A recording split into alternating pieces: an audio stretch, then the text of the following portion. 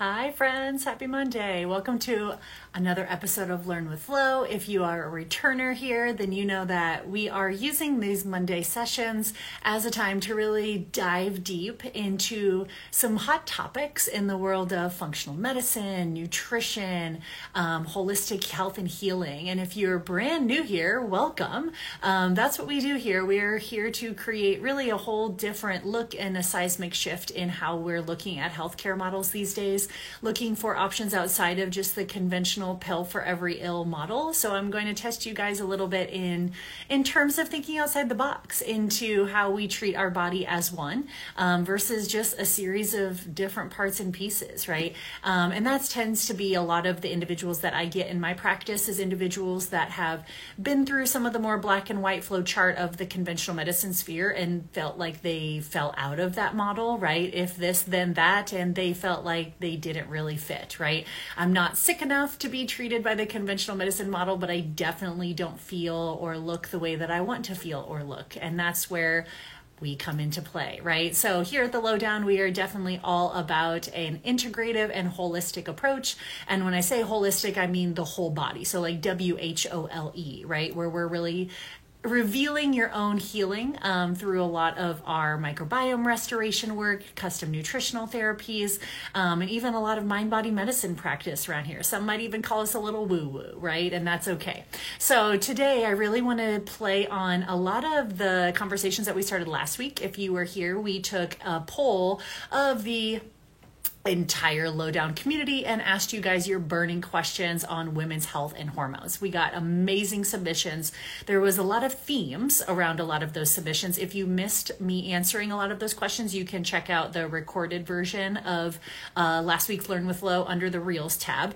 But with a lot of those questions around women's health and hormones, we kept coming back to a very common analysis here, talking about how our hormone issues are very often treated with more hormones, especially if you go to your conventional providers with a lot of the symptoms around period problems, right? Maybe it's heavy irregular cycles, maybe it's diagnoses like PCOS, endometriosis, adenomyosis, maybe it's going through conventional fertility treatments, maybe it's struggling with a lot of the PMS, the migraines, the acne, a lot of the hormonal symptoms that a lot of women struggle with and seek answers for, right? If you go through your conventional practitioner, a lot of times the things you're going to be handed are going to be more hormones, right? Whether that's more birth control methods, hormone replacement therapies, or even some surgical interventions like scopes and hysterectomies, right? So lots of different options that we can kind of navigate a lot of those period problems. And again, this isn't like to say that there's one method that's better over the other. Everybody is different on a case-by-case scenario, but I do think that there is conversation. There should be room for the conversation of alternatives outside of these approaches, right? And I don't ever want someone to feel like their only solution to their hormone issues is more hormones, because quite frankly, a lot of times there's individuals that really, really helps. And then there's individuals that makes them feel absolutely like garbage and actually makes the situation worse, or at best masks their symptoms.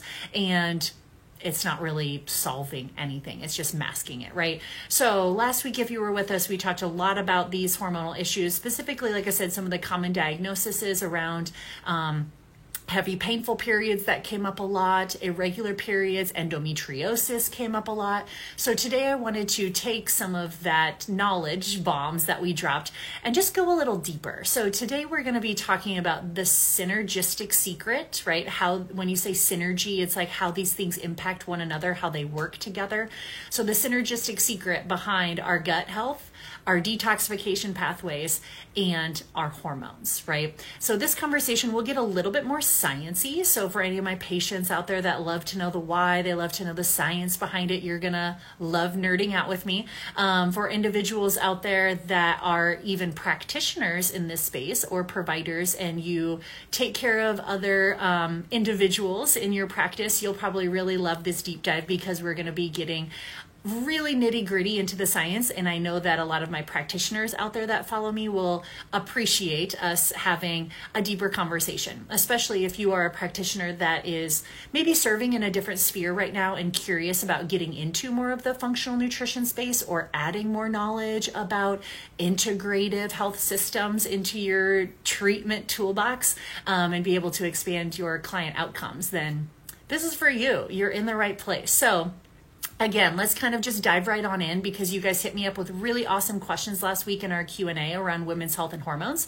And I think there were some major like light bulb moments, because I got a lot of DMs from individuals that were like, what, you're telling me my hormones are actually have to do with my gut, and you were talking about my liver, and you were talking about my immune system, but like I asked you a question about my hormones. I'm like, no, I understand that. And that's why I was talking about your gut and your liver and your immune system in that. So I just think that there's kind of a common theme of, honestly, no one is really teaching women about their bodies in this way, except for other individuals and practitioners that think in very similar and like-minded to myself.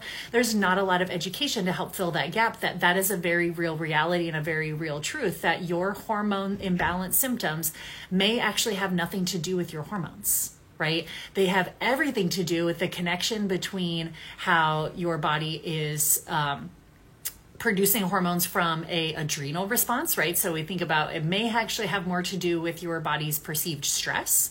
It may actually have more to do with your body's perceived like gut microbiome and detoxification pathways, and also our immune system, right? All of those things are actually like at the root of the hormonal imbalances. The hormonal imbalances really just become a symptom of the actual underlying issue, right? So you're like, oh my gosh, boom, like mind is blown. I'm spending all of this time, effort, energy, and resources to really solve a lot of these debilitating hormonal issues, whether it's someone told you you have PCOS, or you have endometriosis, you have amenorrhea, irregular cycles, you have infertility, you have heavy painful periods, you have migraines, you have acne. It's like your only solutions are more hormones, right?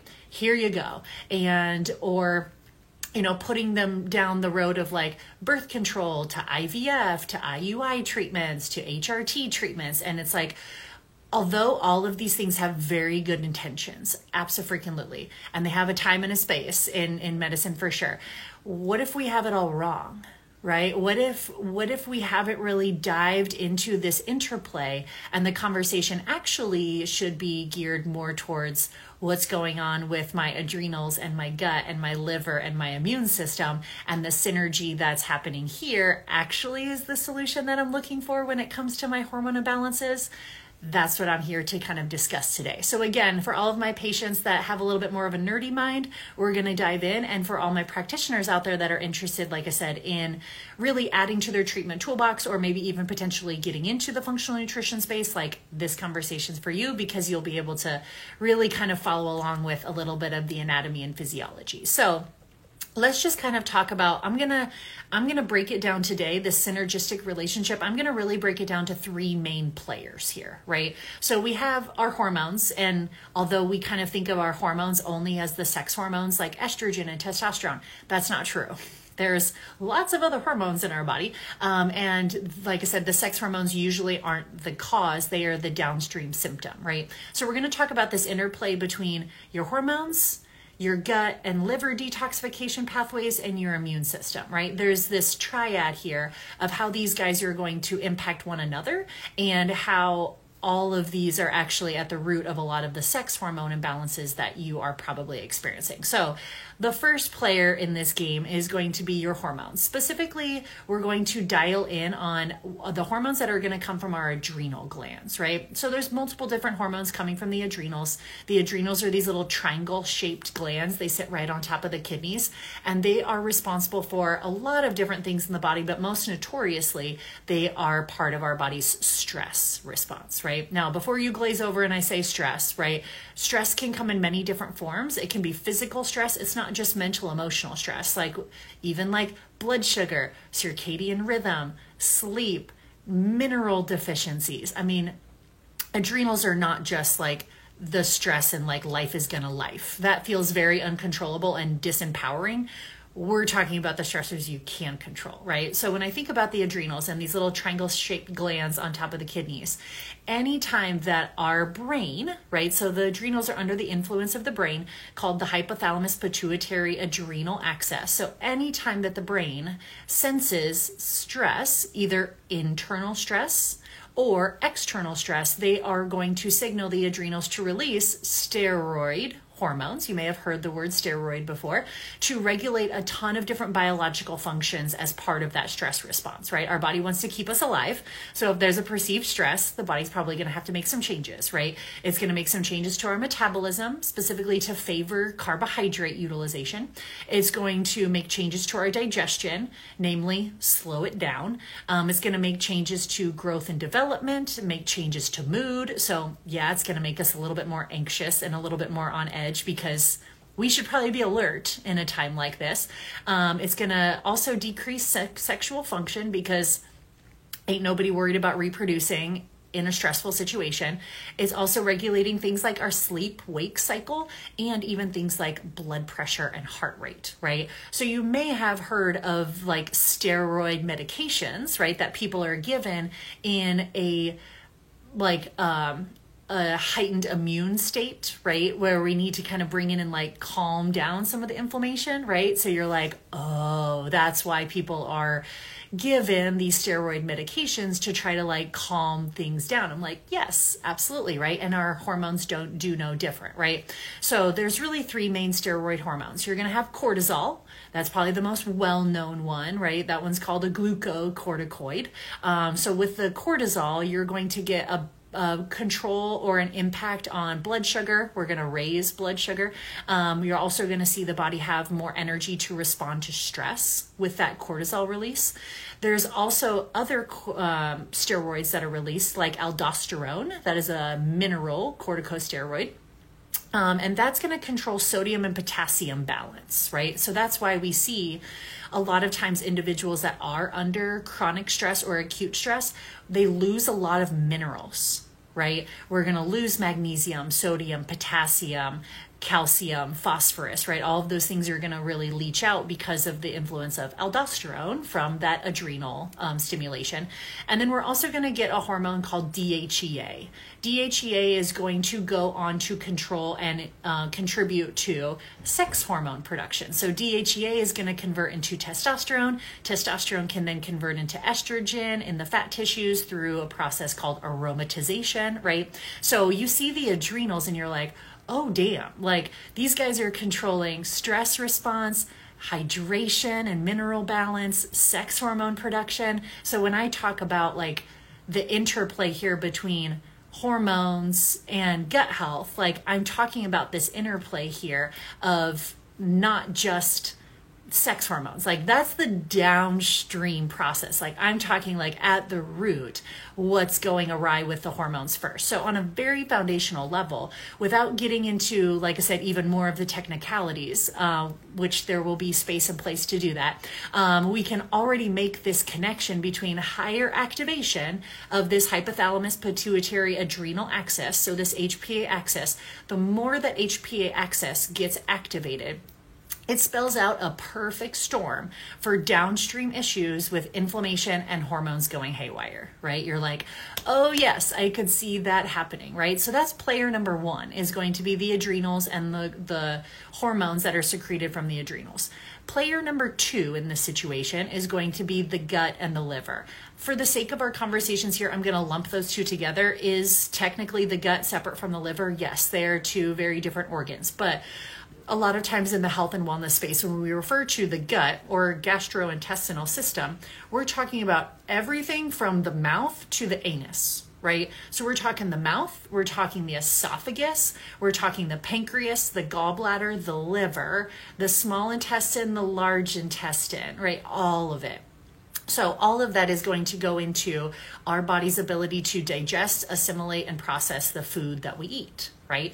So when someone says that your symptoms are like the root cause of your symptoms are going back to gut health, they're referring to one of those pieces along the chain, right? Just out of simplicity for this conversation. So I think a lot of people think of like gut health and they immediately think of their poop patterns, that's one very, very basic part of gut health, yes. But when someone says, or myself says, like, oh, when we're talking about your hormones, we need to talk about your gut, it's not just talking about your poop patterns. I'm talking about what's happening from the mouth to the esophagus to the pancreas to the gallbladder to the liver to the small intestine to the large intestine and the microbiome that's in between, the living, breathing microbiome that's in between, right? So when someone says GI health or gut health, they're really just encompassing some sort of dysfunction along that entire chain. So lots of different places along that chain where things can start to get impacted from a hormonal aspect. So first kind of spot along the chain, if we have inadequate stomach acid, right? You think about a stomach, it should be acidic. You want that to be acidic for sure, because that's the first line of defense of your immune system. It also is going to help us break down our proteins, right? And what are hormones made out of? Proteins, right? Amino acids. So we're going to definitely need the stomach acid to be part of that process of breaking down, digesting, and assimilating proteins in order to even just like make and synthesize hormones. So part of that dysfunction in terms of hormones could be partly due to inadequate stomach acid, H. pylori infections, things like that.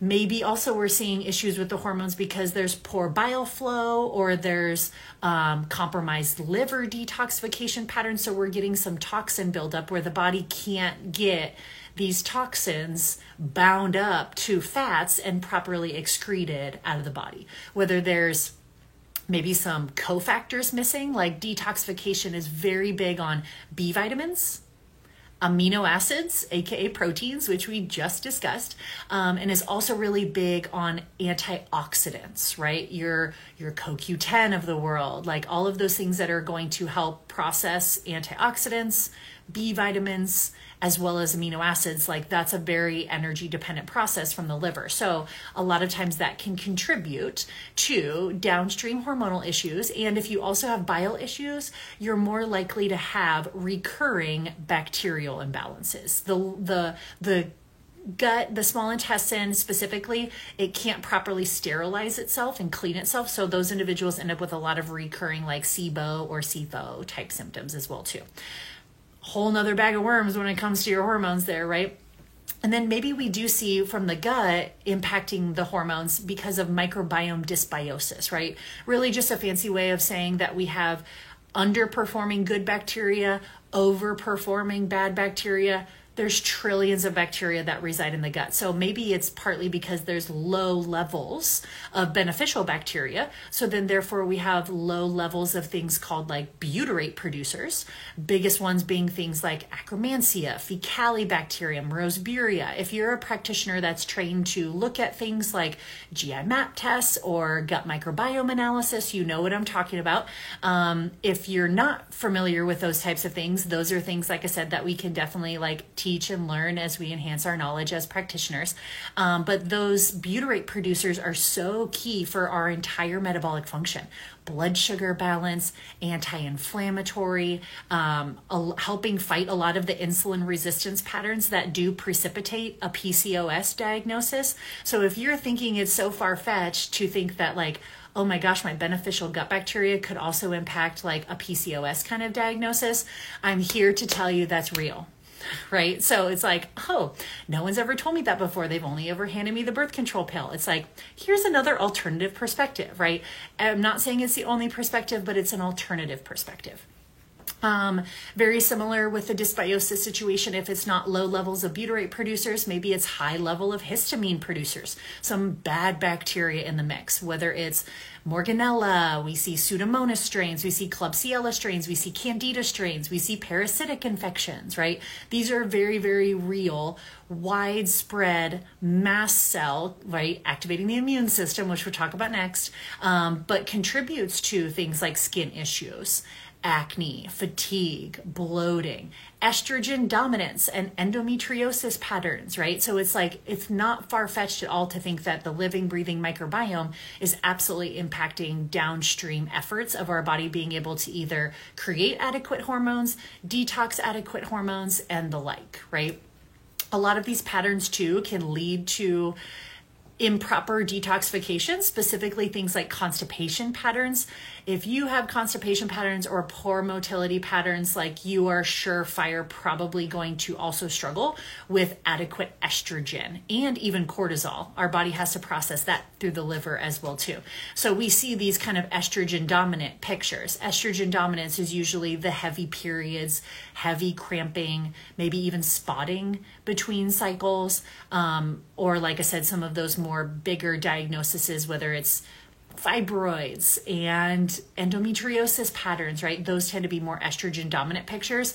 And the biggest thing we talk about, number one, when I'm working with individuals with those patterns, I'm like, are you pooping every day? And if you're not pooping every day, we need to figure out why, and we need to get you pooping every day. It's not usually just like fiber and water. That's a good start, but sometimes it's actually deeper. There's bigger microbiome imbalances that are hindering them from being able to adequately detox.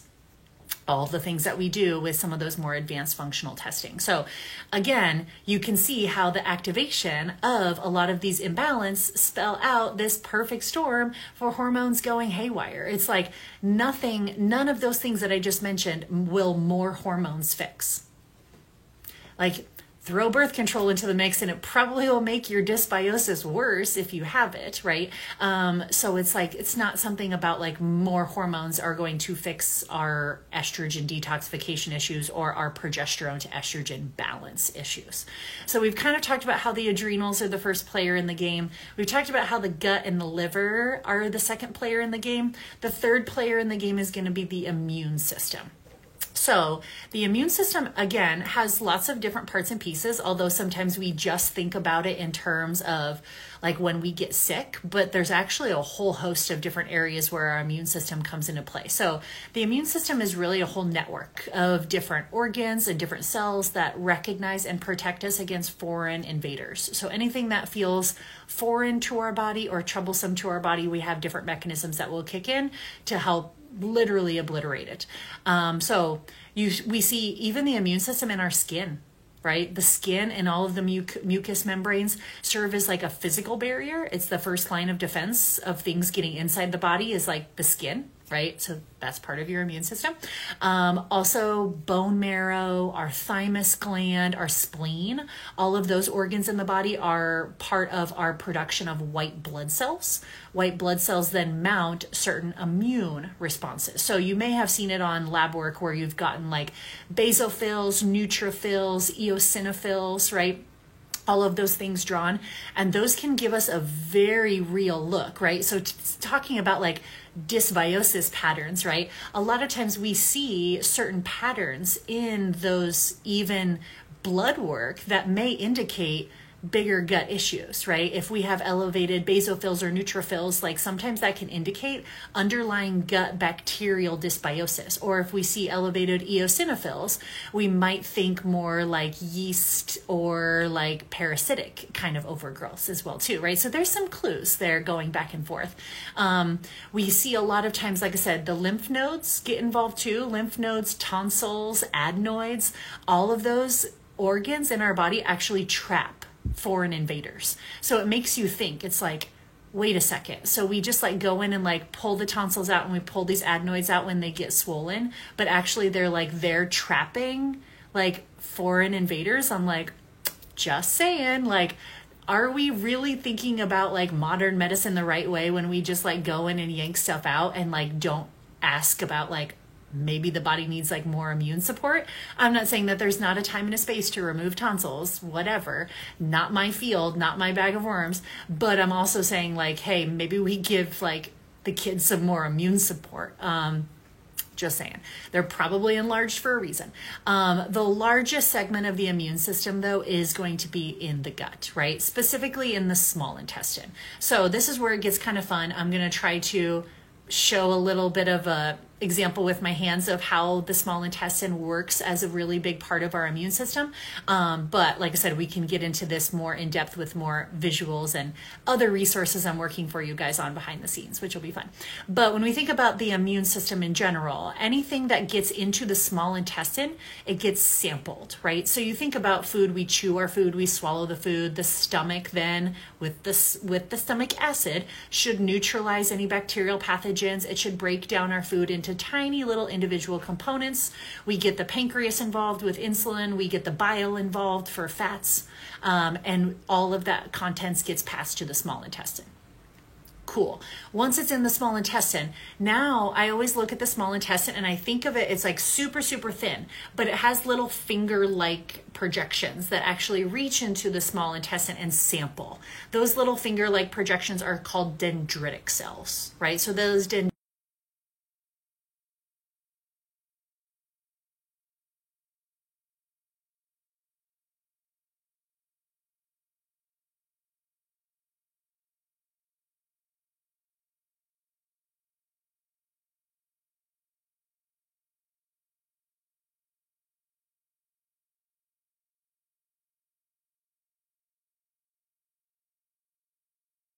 we call them T regulatory cells. The T regulatory cells are going to be part of that immune response to really call that thing friend or foe, right? So the small intestine is really good at sampling, letting certain things in and closing certain things off. Now, this is where it gets fun. If we have high amounts of stress, we have high amounts of adrenal activation, we have high amounts of dysbiosis, bad guys, in the small intestine, maybe due to bile or poor stomach acid, we have just a whole host of different overgrowths. Eventually that small intestine lining, it starts to break down and it starts to get what we call leaky, right? So now all of a sudden that small intestine, it's not just selectively permeable, it's like unlimited permeability. Now things are getting out of the small intestine lumen and into the actual bloodstream. And now the immune system's like, oh, hell no. Like now you're calling in the big guns, right? So we start to get this systemic inflammation and this systemic immune response that absolutely downstream is going to activate poor hormone function, right?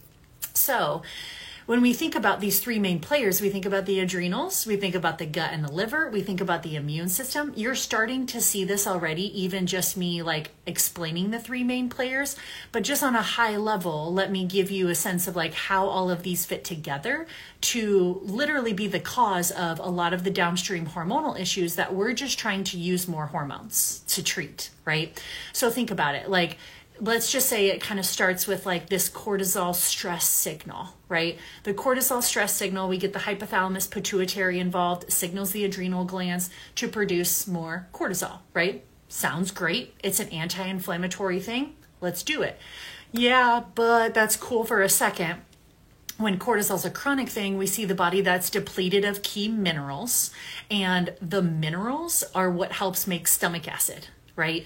Your zinc of the world, right? It's like, oh yeah, so I kind of need that. Okay, so now we're depleted of key minerals. Now we have low stomach acid, right? So these foreign invaders are now getting through that first line of defense of the immune system. Now we're getting stuff that's getting into the small intestine. Now we're creating this activity of these immune cells, right? We're getting the T regulatory cells involved, and we're getting the cortisol going haywire, increasing the susceptibility to more infections because now our immune system is down regulated. All of a sudden we're getting this leaky gut coming through. There's not just selective permeability, it's unlimited permeability. And before you know it, we got food sensitivities, we got body-wide inflammation. If it keeps progressing long enough, we have autoimmune disease. So it's like, it's kind of like this progression where our body starts to talk to us, right? So it starts out, right, when it's just like the cortisol response and we're starting to get some of the low stomach acid, maybe we're starting to get some of the low beneficial bacteria.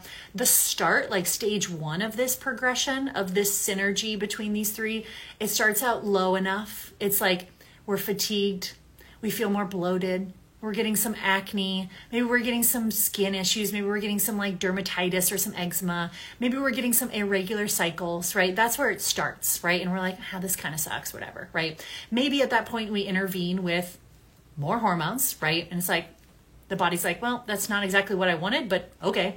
And it might help get rid of some of the symptoms, but things are still progressing behind the scenes because we didn't really get rid of it. So fatigue starts out, like I said, the fatigue, the bloating, the acne, irregular cycles. Then if we don't actually like start this progression, now all of a sudden we're starting to get more of the immune system activated. The immune system is getting depleted because of all of its resources are having to really be spent. And all of a sudden now it's like, now I have painful cramping too.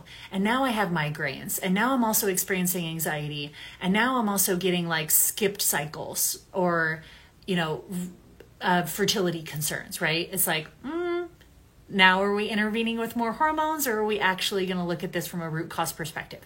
No, not going to look at it from a root cause perspective. Okay, eventually it turns into IBS, food sensitivity patterns. So it's like, are we seeing a pattern here, right? So we can intervene in this pattern very early on, right? And so again, if you looked at or followed any of the content I posted this weekend, I posted a reel yesterday where I talked about like, in case no one told you, you can solve your hormonal issues without more hormones, right? And it's like, how would I intervene? What are the things that I consider with my patients?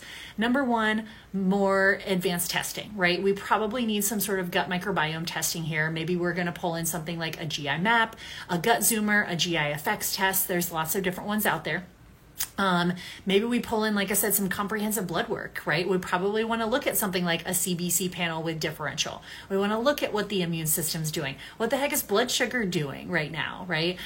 So looking at some more advanced blood work and some microbiome testing, absolutely. Now, while we're waiting for some of those results, I guess some other things you could look at with blood work too would be like inflammatory markers. So maybe C-reactive protein, erythrocyte sedimentation rate, or called ESR.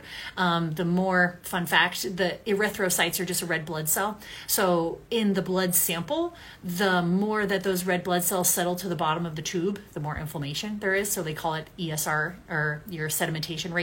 So there's different things, like I said, that we can draw in blood work. I'm not saying you'd get these from like a conventional practitioner all the time, but those are going to help see like, okay, what's going on in the gut? What's going on with inflammation in the body? Could we go even more advanced and do more hormone testing, like a Dutch panel? Yes, absolutely we could. But we know that the hormones are downstream. They're reacting to something else, right? So a Dutch test would get us a good look at what's going on with the adrenals right now. But again, if we find with a Dutch test that progesterone is low, estrogen is high, estrogen detoxification sucks, it's like, are we kind of surprised?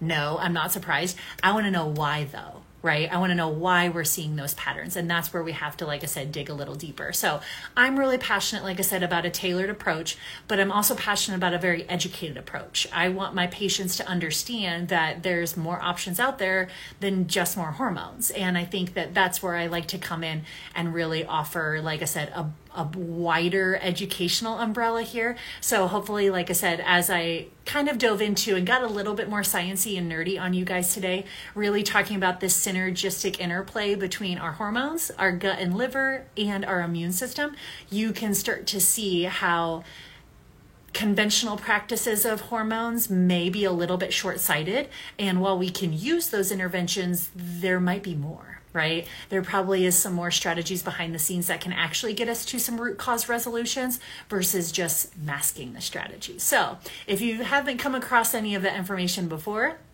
prepare to get your mind blown there. And I am, like I said, excited to continue to build on these synergistic conversations so that you guys can get a clue for behind the scenes, how my mind works, how we work here at the Lowdown, and see if, like I said, it's a good complementary fit to what you've been searching for. So have a great, fantastic week, and we'll join you guys next Monday for more nerdy moments with Lauren.